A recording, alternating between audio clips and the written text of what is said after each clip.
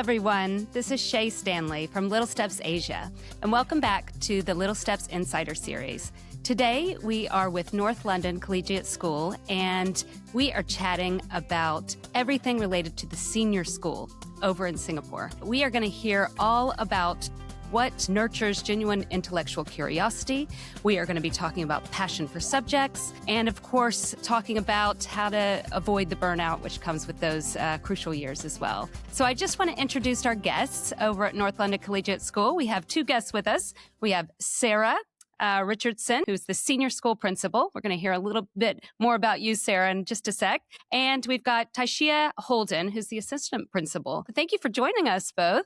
So I do want to just start off just to get to know you a bit better. So maybe, Sarah, if you could just start off and tell us about your journey to North London and how you ended up in that principal position in those crucial years. Well, I never planned it. So there you go. So I trained as a history teacher, and I've worked in a number of very good schools in the UK. I was a deputy head at the Perth School in Cambridge. And then I took on my first headship of a very small school in North London, Mount House. And then following that, 5 years at Mount House, I applied for successfully the role of senior school principal here in Singapore. So my husband and I are on a post-children adventure, and we've abandoned our 20 and 22-year-olds back in Europe, one in Paris and one in London. They're very happy without us, I'm sure. No nagging parents to deal with. And we're very much enjoying the excitement of being at North London Collegiate. Amazing school, fantastic students, really supportive parents, and some amazing teaching colleagues here. So it's great to be in an environment where there is a great deal of academic ambition, but also ambition in every sort of aspect of school life, and some really, truly bright, articulate young people who are great company and who I think keep us on our toes every day in a really positive way. Excellent. I love that story about your new adventure over in Singapore. Well, thanks for joining us. And Tyshea, you're here with us as well to talk about the senior school. Maybe tell us a little bit about yourself. Sure. So I started out as an English teacher by trade back in London, and then I thought it would be a good idea to move to a isolated island and just off the coast of South Korea. And so that was Jeju Island, and that's where I started my North London Collegiate School journey. And I've been with North London Collegiate School ever since. That was about 8 years ago. I moved up into a head of English role, first of all, at NLCS Singapore when we first opened during the height of COVID. So that was an exciting journey, opening a startup school during COVID and building an English curriculum. And then I recently moved positions this year into an assistant principal position, overseeing that kind of transition across grade 10 into the diploma program, the sixth form. It's been a journey, but I think what's kept me at NLCS for all of these years is, like Sarah said, emphasis we place on academic ambition. And I've really learned so much from the students that I teach, but also my colleagues who are genuinely really passionate about their subjects. So it's been a great environment to progress in. And yeah, I think I'll be staying here for how many more years? Forever. Well, I'm sure you've got lots of stories, especially from opening until now. And the senior years is such an interesting time because it's where a lot of the big transitions happening. They're preparing for university or wherever else they might go after. There's a lot to basically cater to. So looking forward to having that chat. So I just wanted to start off the conversation with a little bit more background. We've got a lot of families that are looking at senior school, a lot of people in Singapore as well as regionally, globally. Just wanted to paint what a day in the life looks like from a senior year's student perspective. So, a day in the life is probably pretty full on here, I imagine, in the best possible way. I think it would be fair to say the adults feel that they're never bored in the building, and I'm sure that the students are exactly the same. So we start each day with either a registration with their tutor or an assembly. So it's really important to us, the pastoral care, and I think you've already spoken to our pastoral care team, but that touch base with the probably the most important person in the building for them, on a regular basis. And then they head off into a series of lessons. We're not a school where we tell our teachers how to teach. We're not formulaic. We expect our teachers to just be their sort of brilliant individual selves and lead learning in the right way in their classroom. And I think that's, for almost any teacher, that's just sort of music to your ears, because that means that you can go with whatever exciting tangents and tunnels your children take you down, if it's in the interests of progression and learning and intellectual curiosity. And I think that sometimes education, particularly when you're kind of stuck to the rigors of an exam syllabus, can be a little bit more rote learning, because there is a necessity to prepare for an exam. And by following the middle years IB program here, we have much more freedom in what we do, and we really try and stretch and challenge our young people in the right way and make them think and make them question. So they're probably pretty exhausted by the end of the day.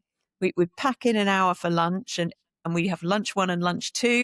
And lunch is often filled with not just lunch, but all sorts of exciting things. And Ty, I'm sure, will probably talk more about academic societies, because that's a really important thing that we do here, but is integral to NLCS. And all the NLCS schools have these exciting opportunities for students and societies. Afternoon lessons followed by a very much more traditional program, I think, of what we call CCAs, co-curricular activities, with music and drama and sport and all of those wonderful things going on, which give our students a bit of balance in their life and make sure that they're not just surgically attached to their books all the time, to have that breadth and be able to go and run around or play an instrument or do whatever it is also hugely important in that balance. Excellent. And Tyshea, you've been with the school since its birth over in Singapore. Was there anything that, that moment where you walk in and you're like, oh, wish I went to school here? Was there anything that really stood out to you that is special about the senior years for you? Yeah, absolutely. I think academic societies are one of those things, actually. So when we first opened, we opened with students interested in leading an academic society. So of course we said yes. We found them a link teacher. I think it was the Intersectionality Society, looking at feminist students who are interested in looking at intersectionality. And that has just built year on year on year. And it culminated this year, actually, in our inaugural societies fair. And just seeing how many students are now involved in academic societies and how they genuinely form part of their academic identity, and just seeing how many societies that we had, but also how many students were interested in joining one. For me, that was that moment. It was a great buzz in the room. The students went round and found out the full offering of our academic enrichment program. And I kind of stood there and thought, oh, I wish all of these opportunities had been available to me as a student. I don't remember, sitting and having discourse over lunch, about something that I was particularly passionate about or interested in. I think that is something really unique to our school. And I would say that even in NLCS Jeju, we still had the same kind of framework, but students really here at NLCS Singapore, they really take it to heart. Like, it does form part of their academic identity, and they are always looking for ways to, not only meet to discuss what they're interested in, but kind of spread that across the wider school and, contribute to publications around what they're interested in, speak with students in the junior school and share their passion that way. But yeah, I think this year especially, we've seen so many students really take up that offering, and that's been great to see. Excellent. Well, thank you. So I wanted to get started with something that you both mentioned early, which is healthy academic ambition. It says exactly what it is. But, a lot of parents worry about the stress that comes with the academic pressure, especially in Asia. So I just maybe Sarah, if you could just highlight what is that healthy academic ambition at the school. I mean, I think it's really important for all of us and especially parents to remember that it's a marathon, not a sprint. The students have a long time in education, and what's really important is that they set up, I think, the right sort of attitudes and approaches. And that's sort of two-pronged. It's having the organization. And I think we all know that if you can get into a routine of doing your homework at certain times, making sure that you are reading regularly and all those things which are embedded at a really young age, that essentially sets you up for making things work older, as students get older. My concern is that we do all of these things, I think, with our children as they are young, and and we all sit down with them every night and read Biff and Chip or whatever appalling reading scheme that the school decides that is the appropriate way for you to start. And that gradually, and sometimes too early, I think kind of dies off. And I think, and Ty as an English teacher will be able to talk to this, but I think that children, even when they're 14 or 15, still like to be read to and read with. And one piece of advice that I would always give a parent who's got an ambitious academic child is, whatever they're reading, you should be reading it too. And that should be your dinner table discussion. And your child will get far more out of that than they will get, out of tutoring or, whatever other means you're trying to sort of get ahead with. If they're reading 1984, you read it too. Even if you read it 30 years ago, read it again and sit and talk about it with your child. Ask them questions about it. Get them to justify their opinions. That sort of academic rigor, which is what we try to replicate in a classroom, is so important. But it's also about making sure you do continue. And of course, this slips a little bit, and young children often do a musical instrument and a sporting activity, and they go to drama club, and they do all of these things because, of course, their homework is not as rigorous or invasive as it gets when they're older. But it's so important that parents keep at least some of those activities going. It's important to remember we're not just preparing our young people to get into a top university. We're preparing them for life, and employers are constantly telling us that young people need soft skills. The A grades, the A stars, the 7s are not enough. You've got to be a rounded person. You've got to be able to look people in the eye. You've got to be able to have warmth and understand and have emotional intelligence. And you don't get that by being locked in your room, doing additional practice exercises, whatever it is that are only academic. You do that by going to the drama club, playing in the orchestra, being in the netball team, or whatever it is that is your beef. And that's, I'll go back to societies. It's great. I mean, we've got I think it's a Dungeons and Dragons society that I've just signed off a whole load of equipment for. But we've got a young man leading that. He's got younger students coming. He's learning leadership skills. He's learning how to finance his activity. He's learning about communication and how you ask and how you ask in the right way. And all of those things will be so crucial to him in life beyond education. So I think just making sure that young people are supported, there is a balance, that you don't allow them to give everything up because all they're thinking about is their maths coursework. So important. But as a parent, also leading by example. Why would your child want to read a book if they never see you read a book? If you're on your phone all the time, don't get me started on phones. That's probably a bad rabbit hole to go down. But you get the idea. And I think it's important that parents understand that they set up those systems and structures for their child, when they're really young, and they want that consistency. And children like rules. I know they say they don't, but really they do. They thrive with boundaries and knowing where they are, knowing what the expectations are, and being realistic. Well, it's interesting. I've got quite a few kids in the senior school myself as a mom. And this is the first time that tip of reading the same book, because they're very independent at that age, right? And you kind of feel, they're getting on with it. They don't need me. They don't need me to be there reading at night. But that's such a good tip, and it adds to the conversation at the dinner table. I really love that. So I'm gonna bring that one home. Your children will be thrilled with me. I know. Well, it is good conversation, and they're good books they're reading. So yeah, why not? Even if you're reading an article or an essay or whatever it is, so just some kind of stimulus to something that that they've read that's in the news, or and just having a conversation about it, not needing That's right. academic analysis because that's what they're getting in their classroom, but more just talking about those characters as if they are real. I think it becomes a really stimulating discussion. It's a great idea.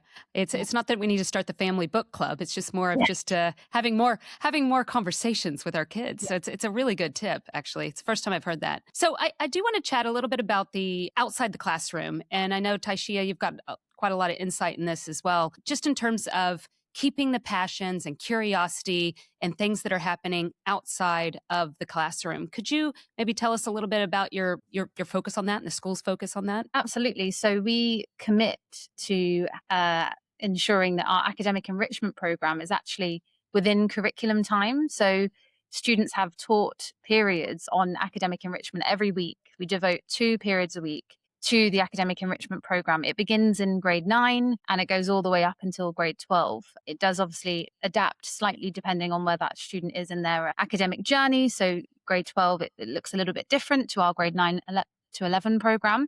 But through that commitment, we've really built a culture of academic enrichment. And what I mean by that is that we have a seminar program that's taught and delivered by teachers who genuinely have something that they're really passionate to share, that perhaps is not taught on their prescribed curricula. And so we've had seminars in the last term on anything from the geography of food through to inviting a journalist from The Economist in to discuss journalism today in this digital age. And having it within that curriculum time means that we can then ensure that the students are engaging. We allow students to opt in to what it is that they want to attend as well. I think autonomy is really important here.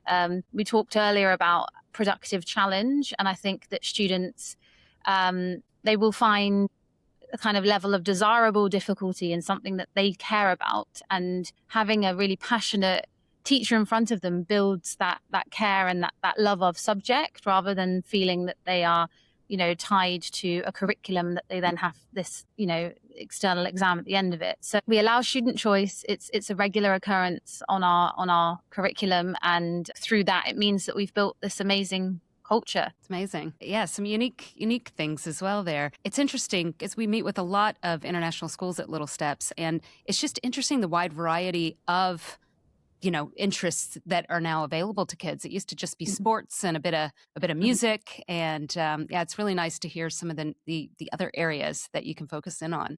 Yeah, and I think what's happened as a result of that is that students themselves then want to emulate their teachers. So we've had also student-led seminars where a student has felt really compelled to dive deeper into an area of a subject that they're really interested in, and they go on to then teach other students about that area. So when it's student-led in that way, I think it kind of really shows that culture is so wide-ranging that teachers are so passionate that then infuses our students to emulate them, and that builds the culture. Excellent. Yeah, it builds a lot of skills as well. Leadership. It's a transition year. We know that. There's a lot of TV shows built off those senior school years. But it's a time of transition. It's a time of independence. There's a lot that parents as well as educators are trying to instill in those students that are kind of passing through these years. I just wanted to look at the transition itself, and maybe Sarah, you can tell us a little bit about what that looks like. Transition into adulthood is a roller coaster. As a parent, you'll probably know this. You never quite know whether your child's going to smile at you or slam the door. And there will be some smug parents who are saying, my child never does that. But believe you me, one day they probably will. So be ready for it. And very good on you if you've managed to not do that. I think the best advice I can give to parents and it is to just be present for your child. Listen to them. Do not judge. Or don't judge out loud. Judge in your head, but keep it in your head, because we all judge and we need to try to hide that. But look, you need to keep those channels of communication open.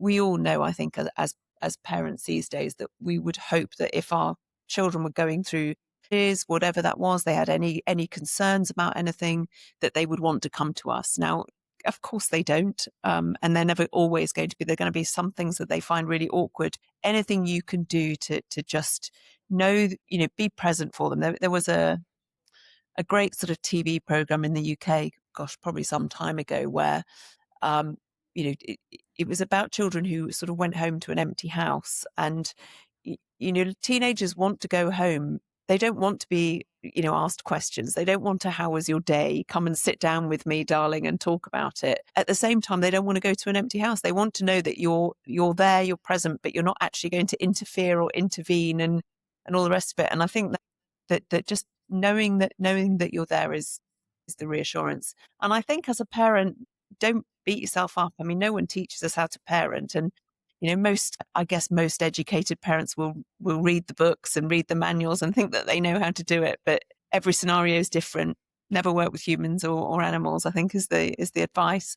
You just can't predict it. Just go with it. Try to be relaxed and understand that if your child's telling you what they think, that is hugely, hugely important, because you can coach them and do all those things which instinctively come well, but understand that there will be ups and downs. There will be days when they are worried.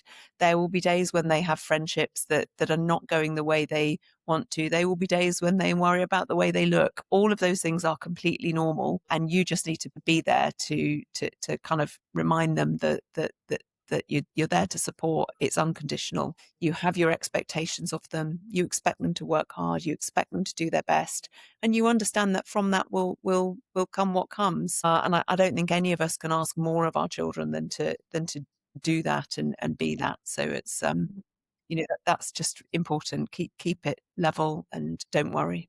I love that. In terms of the transition at the school itself, is there anything particularly that North London Collegiate School does? Obviously, you probably coach a lot of moms and dads they're asking exactly this question, but just from the school perspective, anything to add on the transitional period? You mean when they're leaving school or when they're joining us?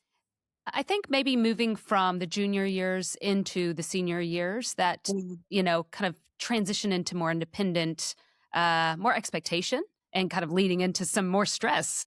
Yeah. Many times. Yeah, well, I hope that our students, we gradually, I guess we gradually introduce the stress. We try to manage the academic stress here. So, for example, we will have annual exams like any school does internally. We really try to downplay those. We don't want children sort of feeling that they must spend weeks and weeks working 24 hours a day to prepare for those. So we introduce those gradually.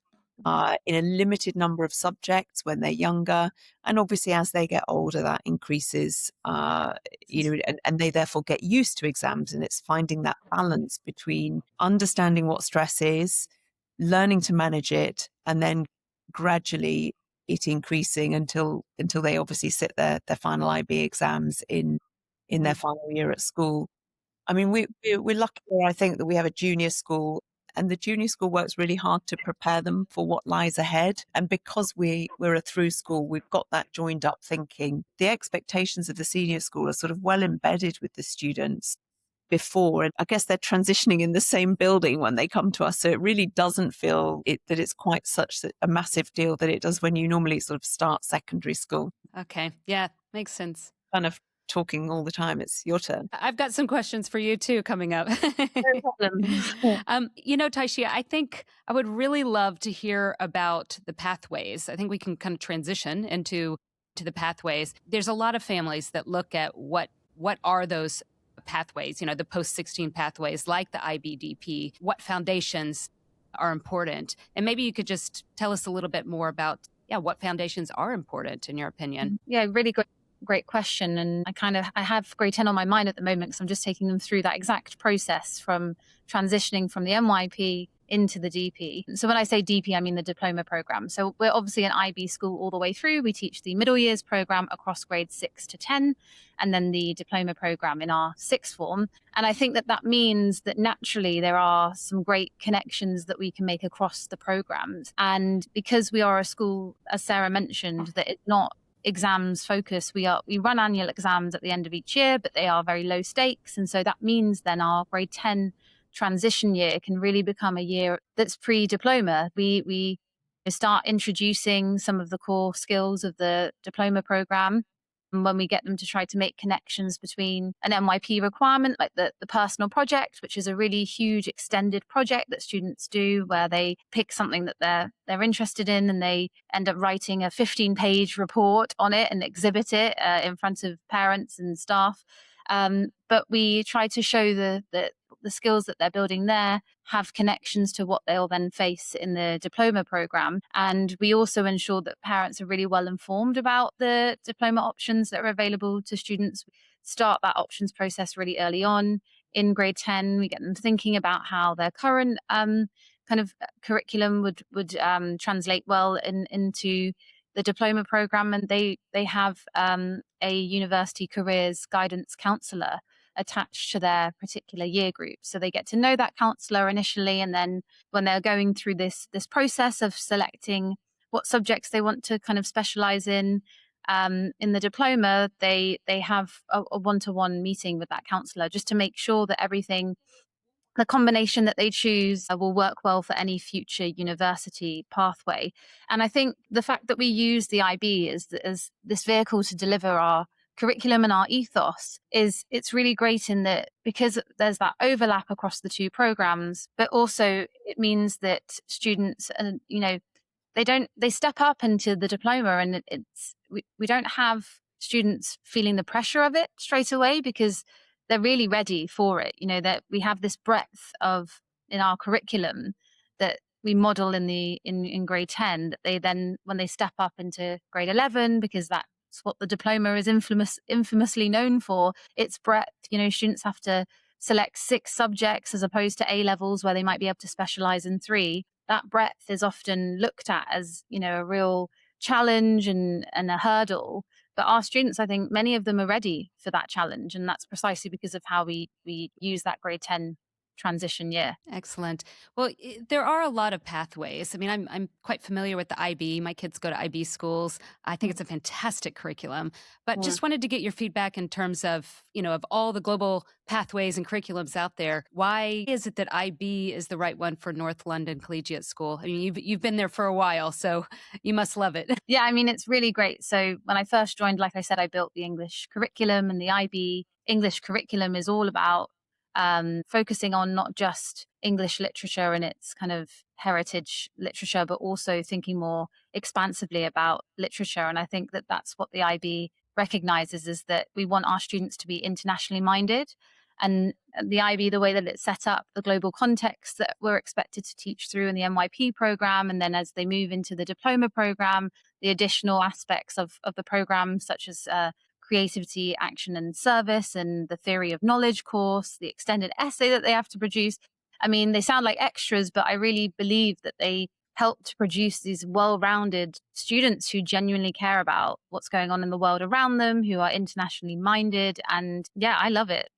I think it's a very modern curriculum, isn't it? I mean, look, don't get me wrong, A levels are great, but they're very narrow. And we're a school that's really ambitious for our young people. We want to send them out to, first of all, go to the best universities in the world, and then following that, go and work for the best companies or set up their own companies and be hugely successful in every aspect of life. And I think that the IB, apart from any other curriculum they could do, really sets them up for that. It's so broad. It's demanding. Of course, it's demanding. It teaches them skills that will really stay with them for life. And look, I don't know lots of other world curriculums, I'm going to be honest. I know A levels. That's what I really know. And A levels are fine, but they are narrow and they are very focused in a very small area. You don't have to do anything else outside of them in order to progress. But if I see a child who's done the IB, I'm thinking, wow, you have juggled that. You've done these subjects. You've got the breadth. You've got the internationalism, and you are going to be a real asset to me as an employer, but also as a human in any organization, whether it's a university or wherever it is. And I just think that is immeasurable in terms of its preparation for young people in the life that they're going to have. It gives them that global outlook. I can always tell with the IB students, they ask a lot of questions, right? I love that curiosity aspect. And they're not afraid to talk to adults, students of any age. They're just, how does that work? And what does that do? It's just so interesting to see it in action. So, you touched on it a little bit, but obviously senior school, moving into sixth form, you're preparing the kids of the future, right? Whether they choose university or move in a different direction. How do you feel that the IB curriculum prepares them for that? You touched on it, but maybe there's a little bit more to talk about there. I probably can't say very much more, but I think that the expectations of them are that they are rounded individuals, and they develop organizational skills because they have to juggle their commitments, their workload, the CAS element, the coursework, the extended essay, all of those things give them a different dimension. And I think students who thrive in that are going to thrive anywhere. So we know that probably for most of them, I think university is going to be an absolute breeze, where they go off and they focus on their single subject, and then they get out into the that world where all of those skills that they've developed as a sixth form student are going to be absolutely invaluable to them. Yeah, I mean, I've probably just repeated myself. I think there's little more to add other than it is a brilliant foundation for life, I think. We've definitely had former students, or I have anyway, in my interactions with former students who have said that their university program feels easier than the diploma program that they studied at our school. So it is a great university, preparation course and beyond. Perfect. Yeah, that's what you want to hear as a parent, right? Just like, but with all those transitions going on, let's make that part easy. So, in terms of what we chatted about, we talked about the academic rigor, combine that with the support that North London Collegiate School has, the education, the educators, the passion, the student body, and the support that goes around with the community itself. Could you maybe just tell us a little bit about the community in the senior year school and how it supports parents and students? So I think we're quite a small international school, relatively speaking. We have maximum capacity of 144 students in grades 6 to 10, and our sixth form is about capacity at around 100, and it's always a bit more flexible with numbers. And for me, that is hugely important. It's big enough that there are lots and lots of opportunities available to students, but it's also small enough that hopefully we are able to give all of the students access to those opportunities. And they're in relatively small classes and they are known. We're in one building, all of our staff are in the building. All of the students are in the building. We get to know them. We see them in the corridors. There is no escape for them. They are known. But just little things like, I guess we're slightly unusual in our school leadership group is the student leadership group is called the Big Six. And, no rocket science there. There are 6 of them. In most schools, there's a head boy and a head girl, maybe. So we're picking our Big Six from a cohort of around 100. If you're in a school which is so much larger, you're picking those same number of children and giving them those great leadership opportunities, but their chances of getting it are probably significantly less, no matter how brilliant they are. We really look at all our structures and try to make sure that we are giving all our students opportunities. And I think the way we've set the school up, physically as well, but in the way we communicate with our parents, is that we're really open door. We know our parents really well. They're in the building a lot. We have huge numbers of coffee mornings covering various different subjects, but we just really encourage them to pop in and have a chat. And we've got this amazing building. It's a fantastic facility. And that the sort of entrance and the lobby is a vast space with a lovely cafe. And, if you catch me at the right time, I can always buy you a coffee. But it encourages parents to be a part of the community. And we do also run a lot of parent community events. Last night we had an iftar. We obviously have a big Chinese New Year celebration. We celebrate Deepavali and all of those things where we really want our parents to come in and be part of what's going on. So that's, yeah. And I think because we're a relatively small community, that's actually quite straightforward. So that's, really where we are. And for the children, it's sort of good because, their parents are in and out. There's no escape for them, but we all kind of gang up on them in the nicest possible way, just to make sure that nothing slips through the net. From an academic perspective as well, we reach out to our parent community and they help supplement our curriculum. I mean, for example, we teach a kind of Things Fall Apart, which is a Nigerian novel by a Nigerian novelist. And then we've invited members of our community to come in and speak to our students who have that cultural background and can provide that cultural context. So there have been many examples where we kind of tap into our parental community to support us in delivering our curriculum as well, which I think is a really nice kind of feature of our school, is that the parents are also very willing to do that. That's great. I think that is one of the perks of being, like you said, a smaller school. You really get to know what the parents can offer and bring to the table, because it is amazing when you tap into those resources and what can be added to the curriculum as well. So great. So we've been chatting for a while, so I'm going to wrap this up with a final question. Actually, I have 2. We talked a lot about healthy ambition. We talked about the school itself, the senior years, sustaining passions, building independence, and choosing the right pathway as well. Are there any final points that you would like to leave the audience with, and potential students and families that are looking at the school that we haven't covered yet, particularly on the senior years? I think just from my perspective, when we're thinking about that transition from, for example, the NYP into the diploma program, just allowing your child to explore what they're passionate about and not always making decisions around what looks best on an application. Instead, kind of encouraging your child to be a really good applicant. And what I mean by that is that if they're genuinely passionate about something, allowing them to pursue that and seeing where it goes, rather than thinking that, this subject must be studied as a result of this outcome. So allowing your child to explore their interests and their passions and just seeing where that takes them would be my parting message. Excellent. Well, I have one more question for you both before we truly wrap up. But just a reminder for those that have been staying with us or tuning in now, we are here with North London Collegiate School. We've just had a fantastic chat about the senior school years, but this is part of a series, a 4-part series where we're covering all aspects of the school. So we'll be sure to share more of the links there, but also you've got ongoing open days, virtual opportunities to meet the school and have one-on-one chats directly with the likes of these two lovely guests as well. So please do come and see us, because I think that you can't really get a sense of whether you think a school is right for your child without coming and meeting the humans in the building. And we, I think, are a very special community. And unless you come through the door, you won't realize just how special that is. And yes, you're right. We're here. We know that your investment in your child's education is probably your biggest expense, but also a really hugely important one. And we see it as a team effort. We're here to work with you to support your child through their education. We're interested in what you want for your child, and we want to support you in developing that. But 100%, just come and see us. And we know that we won't be the right school for every child. I think I always say to parents, go and look at lots of schools, because only then will you be able to judge where you think your child will fit best. Excellent. All right, you ready for my final question? All right, I always like to just wrap up these chats with just a fun question. And the question to both of you is, with all of your experience, being a parent, being an educator, all the various roles that you've carried throughout your life, what is your definition of a great school?